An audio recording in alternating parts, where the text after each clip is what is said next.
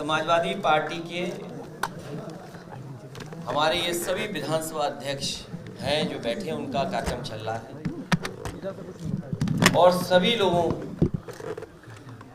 अपनी राय और सुझाव देकर के जाएंगे। साथ ही साथ कई बिंदुओं पर चर्चा की है, जिसमें सबसे महत्वपूर्ण चर्चा यह है कि वोटर लिस्ट में कैसे सुधारना है। अगर सरकार और बीजेपी मिलकर के किसी का वोट काट देंगे तो उसके लिए हमें कितना सावधान रहना पड़ेगा। पिछली बार भी समाजवादी पार्टी ने जब ये आरोप लगाया था कि जानबूझ करके समाजवादी पार्टी के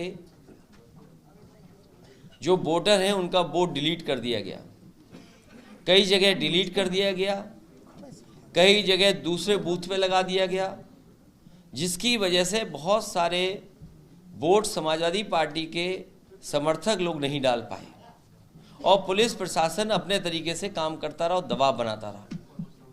इसलिए अब वोटर लिस्ट जो 22 जनवरी को प्रकाशित होने जा रही है, उसमें जो हमारा वोट कट गया है या जो बढ़ने से छूट गया है, उसकी तैयारी विधानसभा स्तर पे भी और पार्टी के सभी पदाधिकारी और जो चुनाव लड़े हैं वो अपनी महत्वपूर्ण भूमिका निभाएंगे, जिससे कोई भी वोट छूट न जाए और वोट डालने के दिन किस तरीके से इंतज़ाम किया जाए जैसे से समाजवादी पार्टी का पूरा वोट पड़ जाए, ये चर्चा हुई है।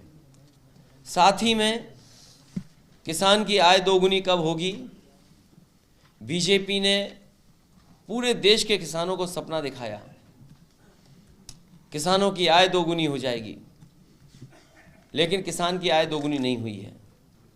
बड़े पैमाने पर बेरोजगारी बढ़ी है। जो लोग कहते थे कि घर घर में बैठे लोग उन्हीं का नारा लगा रहे हैं, आज इनकी गलत नीतियों के कारण हर घर में बेरोजगार नौजवान बैठा है। महंगाई चरम सीमा पर है और याद रखिए, महंगाई मुनाफे के लिए अगर है तो इससे बड़ा भ्रष्टाचार कुछ नहीं हो सकता है। आज बिजली महंगी है, हमारे किसानों को अपना खेत बचाना पड़ रहा है तार लगा करके, स्वास्थ्य सेवाएं ठप हो गई हैं, अस्पतालों में इलाज नहीं है। इस सरकार ने एक भी जिला अस्पताल ऐसा नहीं बनाया जिसमें गरीब का इलाज हो पाए। बड़े बड़े मेडिकल कॉलेज बनाने की बात तो कही, समाजवादी सरकार में जिन मेडिकल कॉलेजों को बनाया गया था वो भी आज मेडिकल कॉलेज नहीं चलाए जा रहे हैं। उसमें न डॉक्टर हैं, न दवाई है, न इंतज़ाम है, न इलाज है। बिजली महंगी हो गई है, जो कारखाने लगे थे बिजली के वो भी सरकार अभी तक पूरी तरीके से नहीं चला पाई है। और इतनी लूट कभी किसी ने नहीं देखी होगी जितनी बड़े पैमाने पे लूट भारतीय जनता पार्टी की सरकार में हो रही है। कोई जिला नहीं बचा जहां पर भारतीय जनता पार्टी के नेता ज़मीन न कब्जा कर रहे हों या भूमाफिया की तरह काम न कर रहे हों। अधिकारी और भारतीय जनता पार्टी के नेता कार्यकर्ता मिलकर के बहुत बड़े पैमाने पर ज़मीनों को हड़पने का काम कर रहे हैं, लोगों पर दबाव बना रहे हैं, लोगों पर तरह तरह के धमका करके उनसे ज़मीनें छीनने का काम कर रहे हैं। जो आंकड़े बताते हैं एनसीआरबी के, जब से बीजेपी की सरकार दिल्ली में आई है 1 लाख किसानों ने आत्महत्या की है।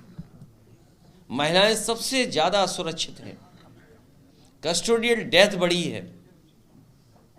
उसके बाद ये सरकार ज़ीरो टॉलरेंस बोलती है कानून व्यवस्था को लेकर के।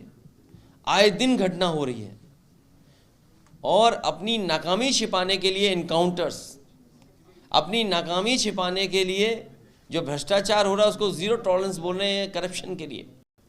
और फिर निवेश के जो सपने दिखाए थे कि उत्तर प्रदेश में 40 लाख करोड़ का निवेश आएगा, उत्तर प्रदेश में कितना निवेश पहुंचा है और उस निवेश से कितनी नौकरी, कितने लोगों को रोज़गार मिला, ये सरकार के पास कोई डेटा नहीं है। और अब तो दूसरे प्रदेश के लोग भी निवेश के लिए उद्योगपतियों को बुला रहे हैं। जो उद्योगपति उत्तर प्रदेश सरकार में जब यहाँ पर इन्वेस्टमेंट मीट हुई थी उन्होंने भरोसा दिलाया था कि यहाँ पर निवेश करेंगे। आज वही उद्योगपति दूसरे प्रदेशों में निवेश कर रहे हैं और दूसरे प्रदेशों में निवेश का संकल्प ले रहे हैं। तो बताइए उत्तर प्रदेश में निवेश कब आएगा? इन तमाम सवालों को लेकर के चर्चा हो रही है। हमें उम्मीद है कि हमारे सभी पार्टी के पदाधिकारी मिलकर के, विधानसभा के अध्यक्ष जो यहाँ पर बैठे हैं, ये सभी मिलकर के समाजवादी पार्टी को समय भी देंगे, अच्छे कार्यकर्ताओं से काम लेकर के आने वाले चुनाव में भारतीय जनता पार्टी का मुकाबला करेंगे। $1 ट्रिलियन इकोनॉमी का सपना उत्तर प्रदेश देख रहा है और $5 ट्रिलियन की इकोनॉमी से ज़्यादा देश की इकोनॉमी होने जा रही है। तो जिनको सबसे ज़्यादा ज़रूरत है, हमारे अल्पसंख्यक भाई या पिछड़े या दलित, उनके बजट में किसी तरीके से कटौती नहीं होनी चाहिए।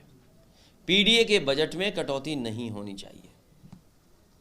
पीडीए को जितनी मदद हो सके मदद करनी चाहिए, बजट के माध्यम से, शिक्षा के क्षेत्र में, रोजगार के क्षेत्र में, क्योंकि भारतीय जनता पार्टी के पास पीडीए को लेकर के और पीडीए के आंकड़ों को लेकर के उनके पास कोई भी जवाब नहीं है।